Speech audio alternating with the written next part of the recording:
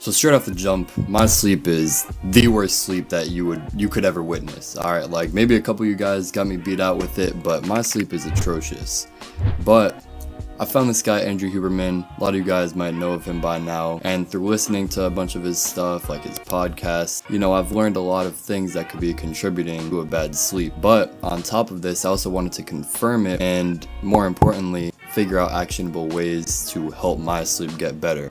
And that's why I got the Oura Ring, as you see right here. And this was able to allow me to kind of confirm this. And it's been through these 30 days that I've learned the 4 most important factors that contribute to a good night's sleep, and I'm just going to share those with you right now. Now, my first tip is to make sure that you have a low variability in your wake up time and your bedtime. Alright, so what this means pretty much is, let's say that you consistently go to bed at 11 p.m., wake up at 6 a.m.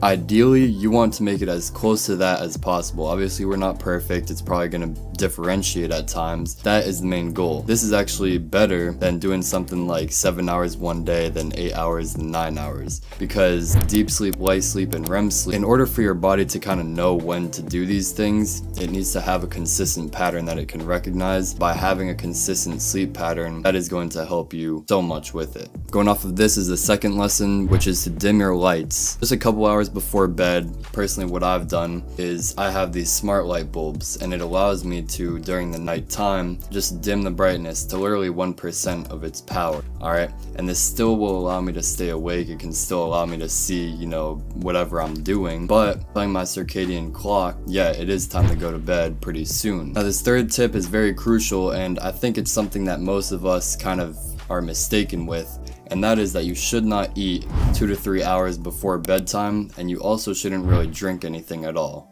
So, it's fine if it's like a couple sips of water, but it really shouldn't even be that much water, because what this does is it tells your body, again, that there's other things that you should be doing during the night. So instead of enhancing your physical recovery, or your mental recovery, or cognitive function, instead of doing all these things during REM and deep sleep, your body is more focused on the digestion process of things. This causes an imbalance, so now your body is forced to put more energy into these things, which really don't matter a whole lot compared to the physical and mental recovery.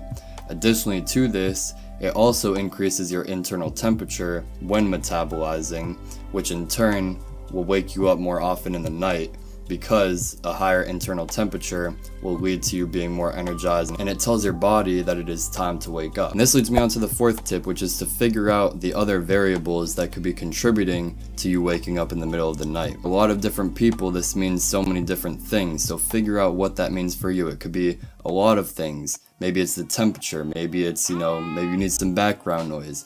Any single thing that can keep a consistent sleep throughout the middle of the night, that is crucial to your recovery, to your deep sleep, and to your REM sleep, because these are the things that ultimately help you feel energized when you wake up. And not even just feel better, like your body will actually just be a lot more healthy, and it can just do more, and you might not even feel that aspect of it. If you found these 4 tips helpful like I did, then I'm sure you're going to enjoy these videos to the side of me right here, because they go over other health aspects that can help with your overall physiology and energy, performance, etc. I'll see you over there.